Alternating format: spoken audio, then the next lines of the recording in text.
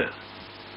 It is a great privilege and honor for me to address the session of both houses of Andhra Pradesh State Legislature on the occasion of Budget Session 2020-21.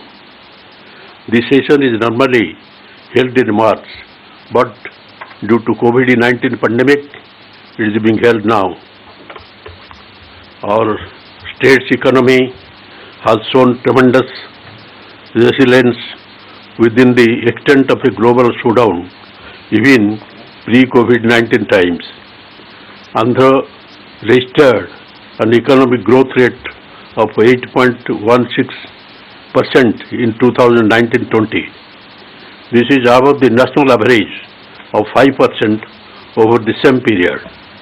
Our services sector has registered the highest growth rate of 9.1%, followed by agriculture and allied sector at 8% and industry at 5%. Our per capita income measured at current prices has increased by more than 12% from rupees 1,51,173 in 2018-19 to rupees 1,69,519 in 2019-20. My government is committed to enhancing citizens and enterprise prosperity and productivity through equitable and inclusive economic development. We intend to strengthen our strategic resources such as water and minerals, our rural and urban infrastructure, strategic infrastructure in the power and transport sectors and industry sector, welfare and Navaratnalu. I am proud to state that my government has turned a new leaf in ushering in unprecedented reforms and rolling the welfare carpet to the doorstep of the deprived sections by empowering them economically, politically and socially. We have put in place an impeccable delivery mechanism of welfare schemes in the form of village and ward secretariats, and at the same time I am very happy to say that we have fulfilled 90% of our promises made in the manifesto in the first year itself and are taking the state on the welfare path. On the 129 promises made by my government has fulfilled 77 and 39 are in the pipeline, and the rest will be implemented in due course. However, we have implemented 40 new schemes which were not there in the manifesto. Yes, our efforts are blossoming and bearing fruits. Education, healthcare, agriculture and welfare have been given prominence in my governance, and Chief Minister Y.S. Jagan Mohan Reddy has been very meticulous in planning of every scheme to the last details, which has helped in the financial assistance going directly into the bank accounts of the beneficiaries without any pilferage or middleman. Thus, I firmly believe the very purpose of the welfare schemes is fully justified.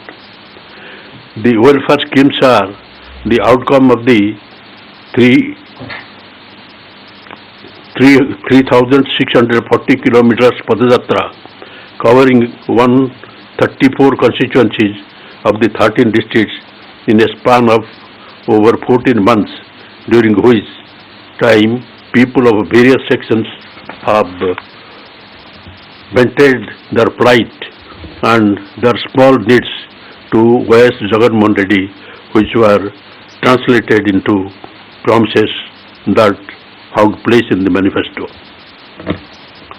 My government has spent 42,000 crores benefiting 3.98 crore people under various schemes during the year. The entire amount was transferred to the beneficiaries' accounts as unencumbered accounts, which does not allow the banker to deduct the money for any old dues of the beneficiaries. Education.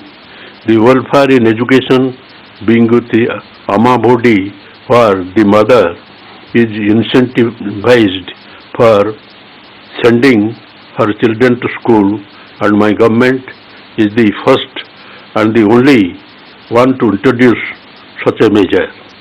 Rupees 6,350 crores at the rate of 15,000 each have been given to 42.33 lakh mothers, benefiting 83 lakh children under this scheme.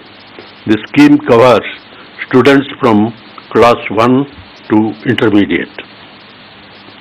After infusing zeal in the mother to send her children to school, the next immediate need of the child was taken care of by Jagananna Vidya Kanuga, wherein kids comprising 3 pairs of uniform, text and notebooks, bags, shoes and socks are being given as a kit. This has cost 656 crores for 39,70,899 students. The midday meal scheme has been refined by adding taste and variety into the menu, which the Chief Minister had taken personal interest in deciding, in keeping in view the nutrition and other factors in mind. Jagananna Gauru Mudda, as the scheme is called, cost rupees 1,1105.36 crores, and about 39,70,899 students will be testing the generous touch given by the Chief Minister. When the child enters the graduation, full fees reimbursement besides allowance for hostel and mess charges are also taken care of by my government. Under Jagananna Vidya Divana, rupees 3,857 crores was given to over 18.51 lakh students as fees reimbursement. Under Jagananna Vasati Divana, rupees 1,221 crore are given to 15.57 lakh students residing in hostels. In 2 installments, about rupees 2,200 crore will be given. The amount will be deposited in the mother's bank account. In the final year of graduation, the last semester will be dedicated to skill development and internship to prepare the students to boldly face the competitive market, as the student will emerge with better employable skills. This is how education is taken care of from class 1 for professional courses. The most innovative and useful decision taken by my government is introduction of English medium from class 1 to class 6. Nearly 97% of the parents have endorsed this English medium from primary level, though there are some hurdles. There could be some shortcomings, yes, but our government has taken enough precautions by starting bridge course to the students and training the teachers to cope up with the new curriculum. I firmly believe that the introduction of English as medium in instruction from the primary level will be a game changer for the generations to come, as it will be level playing field for the students. I hope good sense prevails over the detractors and the hurdles will be cleared. Under Nadu Nedu Manabadi, in the first phase, 15,715 schools have been taken up for revamping for basic amenities like furniture, fan, toilets, running water, board and chalk, painting, compound wall and English lab will have been built. About 3,387 crores were sanctioned for it. All 45,000 schools will be revamped in phased manner in 3 years. Health. Coming to the health sector, my government has provided oxygen to the YSR Arogyasri scheme, which was ignored by the previous government. The state has spent so far rupees 1,534 crore, extending the benefit to 6.25 lakh people. The number of medical ailments covered under the scheme has been increased to 2,059 from 1,059, and it has been extended to 13 super specialty hospitals in Hyderabad, Chennai, Bengaluru for 716 medical procedures. Pension is being paid to patients with chronic disease up to rupees 10,000. Hospitalization over rupees 1,000 comes under purview of YSR Arogyasri. Under YSR Arogya Asara, financial assistance of 225 per day and up to 5,000 per month will be paid during the post-surgery recovery period for patients, and the state has spent rupees 72.82 crores covering 1.06 lakh beneficiaries. My government has spent rupees 53.85 crore under YSR Kanti Berugu, covering 67.69 lakh students. In the first and second phases, screening was conducted in 60,401 schools. The third phase is in progress. A total of 560 crores will be spent on this scheme in 6 phases. This apart, my government is planning to start 12,000 YSR clinics near all village ward secretariats and a fleet of 1,060 vehicles of 108 and 104 ambulance service are ready to take up. YSR telemedicine is a big hit where the doctors have a virtual intervention with the patient, diagnose and prescribe medicines. Under Nadu government hospitals would be upgraded to national standards. Rupees 15,337 crores was allocated for that purpose. In adding to the existing 11 teaching hospitals, 6 more will come up. Agriculture. YSR Raitu Bharsa is the another scheme which has completed its full circle and the second round was begun.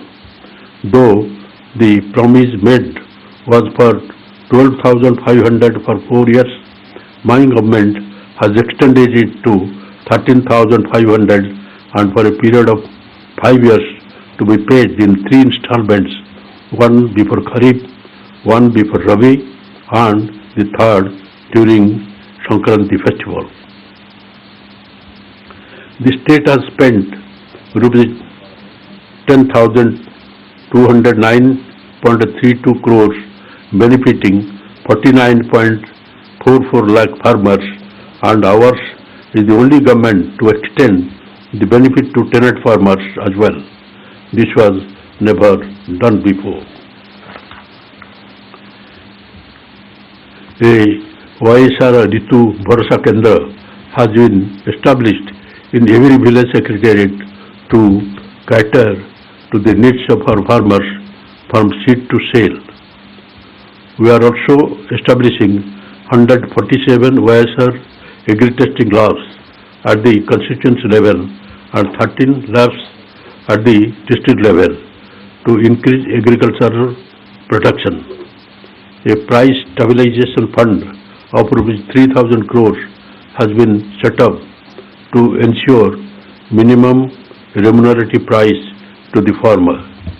The state government has also earmarked calamity relief fund of rupees 2,000 crores to help farmers overcome the impact of severe drought conditions in the state. My government is committed to transform the farming activity as a profitable venture by supporting the farmers in all possible ways, especially in case of any unfortunate incident of a farmer's suicide. The family members of the deceased farmer are supported by the government with rupees 7 lakhs of financial assistance for rehabilitation. My government has paid compensation to eligible farmers who were earlier denied compensation. Housing. My government is perhaps the only one in providing housing sites for 30 lakh beneficiaries at a cost of rupees 7,000 crore, and unlike the earlier governments, the beneficiaries will know where the plot is and it will be registered in the name of the woman of the household. My government will be providing 25 lakh houses in 4 years, of which work will commence for 15 lakh houses in the August itself. YSR Pension Kanuku was the first scheme to be implemented from Navaratnalu, as the state has paid rupees 14,438 crore to 58.62 lakh beneficiaries, which is contrast to 490 crore per month spent up to January 2019 by previous government. The pension is being handed over to the beneficiary at the doorstep by village and all volunteers on the first of every month. The old, sick and disabled who had to go to the dispersing office and wait for whole day are now very happy as the welfare schemes being door delivered. YSR Zero Interest Scheme for SSGs has benefited 91 lakh women with rupees 1,400 crores, while YSR Bahanamitra given twice amounting to rupees 500 crores and Agri Gold victims were given rupees 236.53 crores. YSR Matsyakara Bharsa was given twice in accounting for rupees 211.70 crore, while under Netana Nestam rupees 197 crores was spent on 81,703 beneficiaries. Other schemes include Restart Package for MSMEs amounting to rupees 963 crores and Lawn Nestam. Village and Ward Secretariats. The concept itself is to change the rural landscape and decentralize administration by setting up village and ward secretaries. My government has redefined and has given a new look to villages where 60% of the population still lives. It was the Chief Minister's vision that could provide over 4 lakh jobs, which will itself is a second to shots. This happened just in 4 months after my government took over. There are 11,158 villages secretariats and 3,876 ward secretariats, each one catering to the needs of the population of 2,000. There are 10 permanent staff and 40 volunteers to deliver the government schemes to the beneficiaries in each secretariat. All the 50 persons would be locals, which will be an added advantage. Of the total employed, 2.65 lakh are volunteers and 1.35 are secretarial staff. The socio-economic ecosystem of the village are changing and changing for good. What you see on entering villages is secretariat for 541 different services with the timelines for each service from ration card to onwards will be available. Ongoing further, there will be a Raitu Bharosa Kendra, which serves as a one-step center for all agriculture and allied sector needs. Advises farmers on crop pattern, supply of quality inputs, e-crop booking, facilitating crop loans, input subsidy, insurance, and facilitating marketing facilities besides buying the produce by ensuring minimum remunerative prices. My government is planning to establish OISR Janata Bazar to ensure sale of produce of village and ward level itself. If you go still further, there will be OISR clinic with 54 types of medicines which act as a primary referral point for OISR Arogyasri. Adjacent to it will be a school where English will be the medium of instruction from primary level. Education, health, agriculture and marketing as a cluster in every village.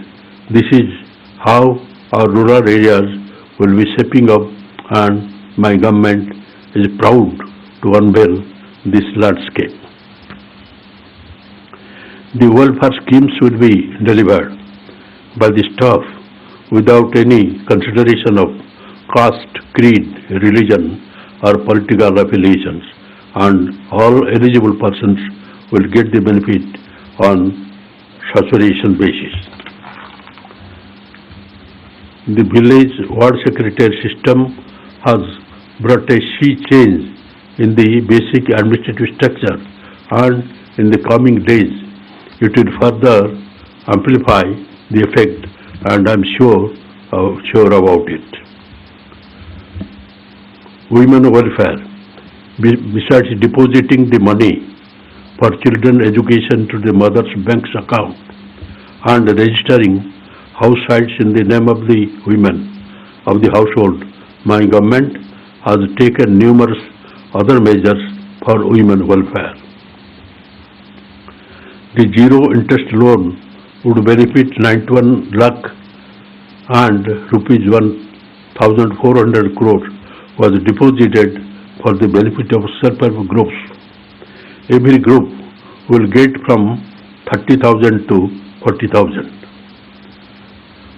Asara will benefit the women SHGs in clearing the loans amounting to about rupees 27,000 crores, which has been promised in 4 installments at the time of general elections, while the Chautha provides financial assistance to women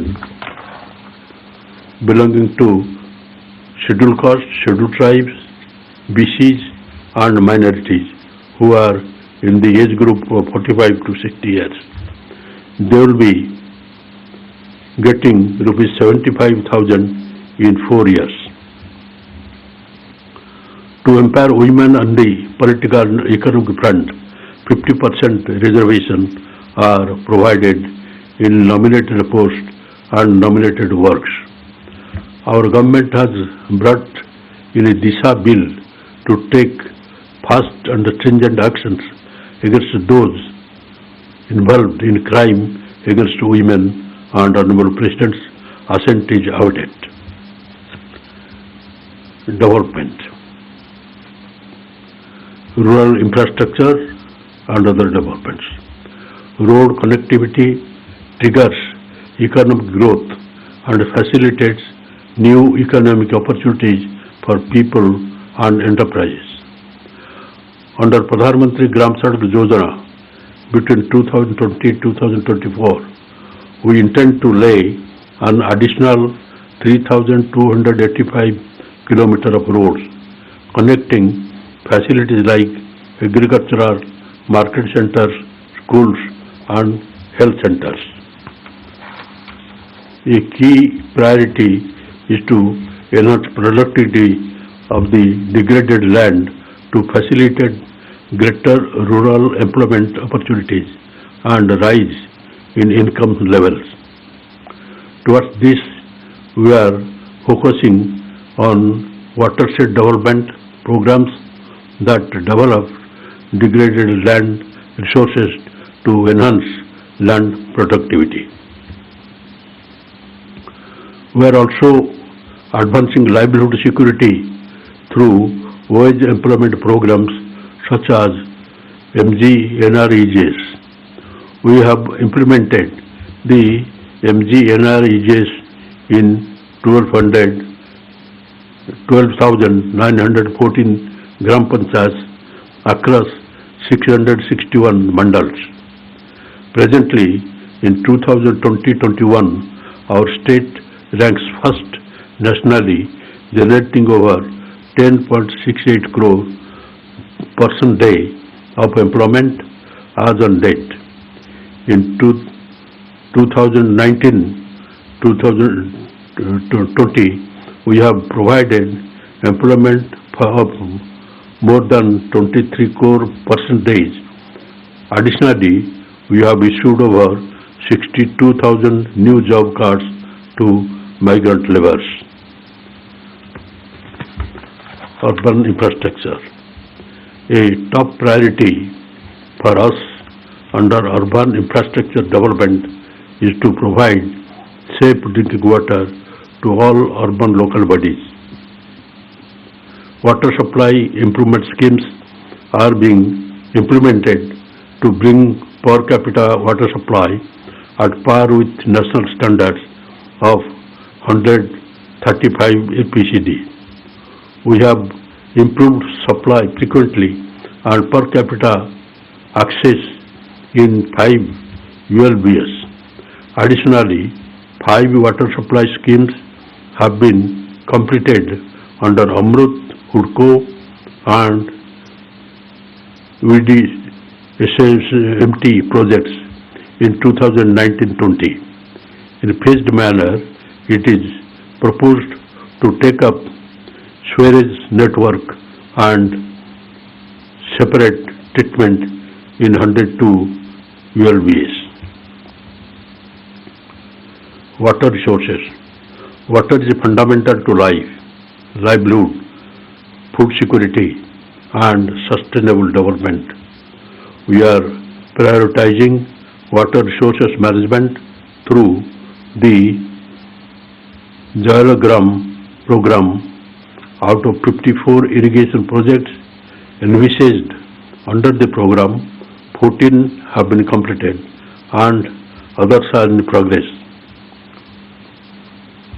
Pula Subia Berigonda project, Sangam Barrage, Nellore Barrage, Vasundhara Phase 2, Vasundhara Nagabadi Link, Oak Second Tunnel will be completed this year. My government has also accelerated efforts for completion of Polavaram project by December 2021, along with land acquisition, rehabilitation and resettlement. All other ongoing projects will be completed in the next 4 years. My government is initiating steps to take up Raisalema Drought Mitigation Project, speeding up of Uttara Andhra Srujana Shravanti, enhancing the capacity of Polavaram right main canal to 50,000 cubic to take care of Krishna Delta, NSP Ayakat and Dratpun Raisalema, Nellore and Prakasam. Energy. My government recognizes that the health of the distribution utilities DISCOM is of utmost importance for survival and efficient functioning of the state energy sector. It would not be out of place to mention that owing to the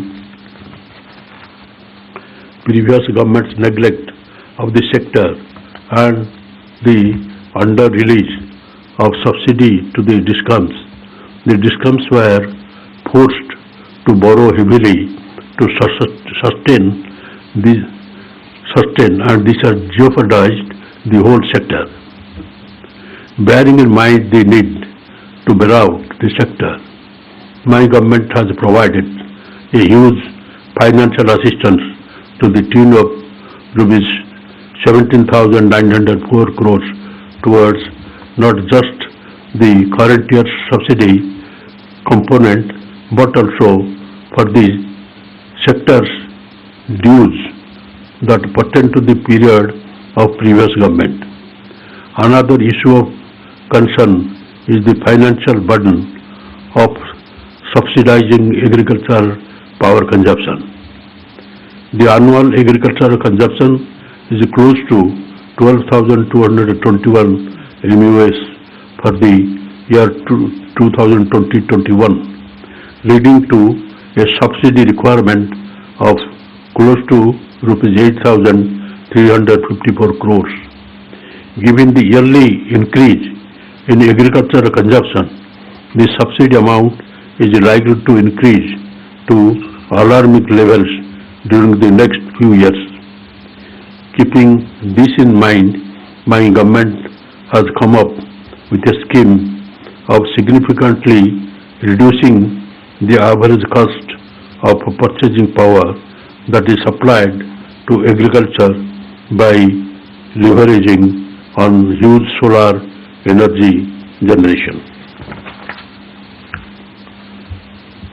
potential in the state by developing solar power project on BOT model to the tune of 10,000 MWP. The power from these projects would be adequate for the agricultural consumption and ensure substantially of the sector as the cost of supply of power would be significantly lower. Industrialization and strategic infrastructure development.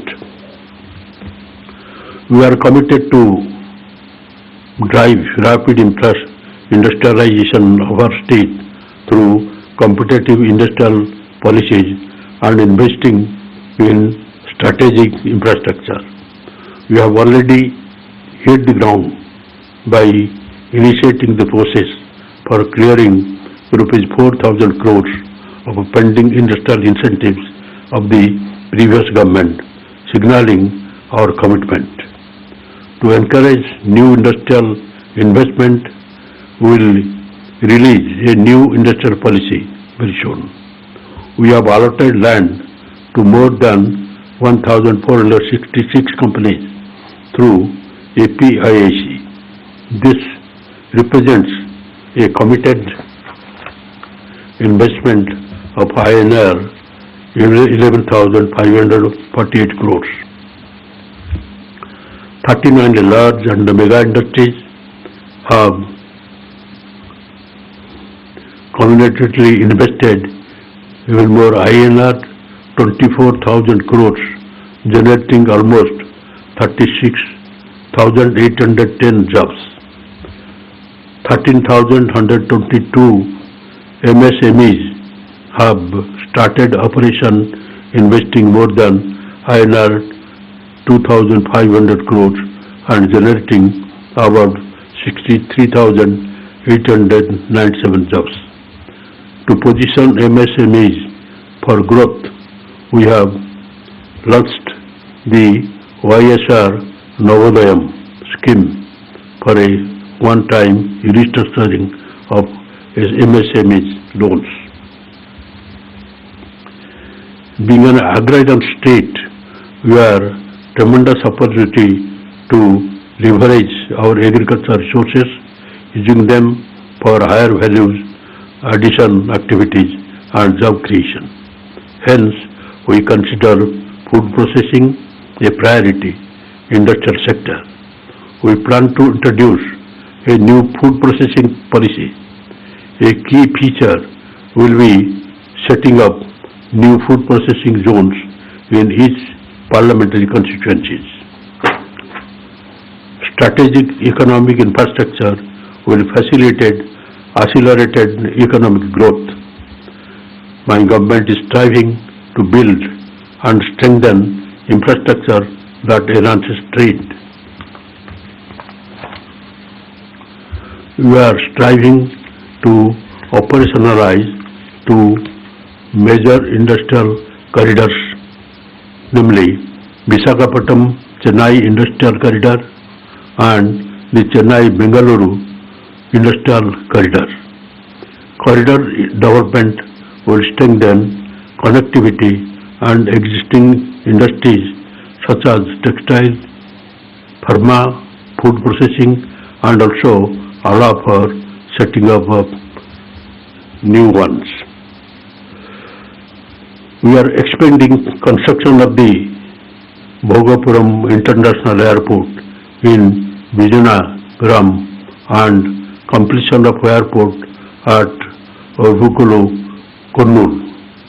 We have already entered into an rupees 2,300 crore partnership agreement with GMR Airport Limited to develop the Bhogapuram Airport. Our state has the second longest coast, stretching 974 kilometers. We see an opportunity to transform our state into a maritime trading hub for Southeast Asia. We intend to strengthen our 6 ports and taking up construction of 3 new ports at Ramayapatam, Machalipatam and Bhavnapatu. 8 fishing harbors will be constructed in 3 years at a cost of rupees 3,200 crores. Corruption-free governance. My government is firmly committed to clean and corrupt-free governance and has taken several measures to achieve it. Reverse tendering for public works has resulted in savings of around 2,200 crores. Under the Spandana initiative, any citizen can register a complaint about corrupt practices by public servants. The complaints are then transferred to the Anti-Corruption Bureau for redressal. COVID. My government has been taking effective steps to contain the spread of COVID-19 and stand ahead of other states in the number of tests conducted. From just one lab, my government has increased the number of testing labs to 13. About 15,000 tests are being conducted per day, and it tops the national average among the states by conducting over 5.5 lakh tests and more than 10,000 tests per million. The mortality rate is much lower than that of national average, and the recovery rate is highest than national average. There are 5 dedicated COVID-19 hospitals, and the district 65 hospitals are dedicated for corona patients. We have 38,000 isolation beds, 15,000 equipped with oxygen supply, and 5,400 ICU beds, of which 1,300 have ventilator facilities. About 24,000 doctors and 24,500 paramedical staff are working round the clock in affected areas, and we have demarcated red, green and orange zones as per requirements of the containment strategy. Our village ward volunteers, staff of village ward secretariats, medical personnel, police, municipal staff, revenue, electricity and other staff have done a wonderful job and stood in the front line in containing the spread of COVID-19. During the lockdown, essential commodities including additional rations of 5 kg rice per head and 1 kg dal per card 2 times a month, along with one-time assistance of Rs 1,000 were delivered to households. To address the migrant labour issue, my government set up over 400 relief centres to help provide food, shelter and basic amenities to over 1.2 lakh migrant workers. APRST buses and Shramik special trains were utilized to transport over 3.2 lakh stranded workers to their homes, both in AP and in other states, free of cost. Free food was provided to the workers while they were on the road. Workers returning to their homes in rural Andhra Pradesh are being provided additional MG NREG jobs to help them earn an income. My government has spent Rs 2,200 crore towards market intervention and purchased agricultural production from farmers during COVID and facilitated in exports marine. The volunteers have conducted 4 rounds of household survey, and we followed the norm of trace, test and treat is still going on. My government firmly believes that we have to live with corona in the coming days and have opened up economy, keeping the safety rooms as the wheels of economy have to roll on. All these measures have helped Andhra Pradesh achieve a low mortality rate, a low positivity rate and a much higher recovery rate than most of the states. Legislations. My government has legislated path-breaking laws which will usher in social, economic and political justice in the strictest sense. We have brought in a law setting up backward commission on a permanent basis and have provided 50% reservation to SC, ST, BC and minorities in a nominated post and nominated works and in all temple governing councils coming under the endowment department. Providing 75% reservation to locals is another landmark legislation made by my government and introduced skill development to churn our skill workforce. The important legislation my government has brought in introducing English medium from primary level as children from weaker sections study in government schools and will be at a disadvantage when they pass out of the school. This is to increase the enrollment ratio and to make them globally competitive. Though there are some hurdles, they will be cleared soon as 97% of the parents are wishing that their words study in English medium. My government has also brought in legislation to regulate the private school and colleges which are not up to the set guidelines and standards. A judicial preview commission has been formed throughout a legislation wherein all tenders above ₹100 crores will undergo scrutiny by a retired High Court judge and will be finalized by the Commission. Through reverse tendering, nearly 2,100 crores were saved, which shows the sincerity of the government. The Land Titling Act will put a check on irregularities in land registration and put an end to land disputes. Disha Bill is historic legislation as it provides for a speedy trial and conviction within 21 working days, which deals with crime against women.